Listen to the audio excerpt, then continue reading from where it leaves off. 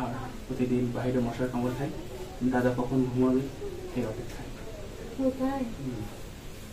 প্রত্যেকদিন তো দাদার সময় ঘুমে গেলে তুমি আমাকে মিস করো, তখন বুঝতে পারি যে দাদা ঘুমায় গেছে, তখনই আমি চলে আসি। যাই হোক,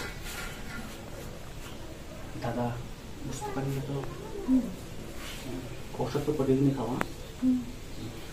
ঠিক আছে, আমি যে ওষুধটা এনে দিছি না, তো প্রত্যেক দিন দাদাকে একটা করে খাওয়াবে, খাওয়ার পরে, ঠিক আছে, ভাত খাওয়ার পরে। তাহলে দেখবে ওষুধ খাওয়ার আধা ঘন্টা পরে দেখবে দাদা সেই ঘুমায় গেছে। আর এর মধ্যে আমি চলে আসবো, এসে আমাদের কাজ সেরে তারপরে চলে যাবো। কি পাও?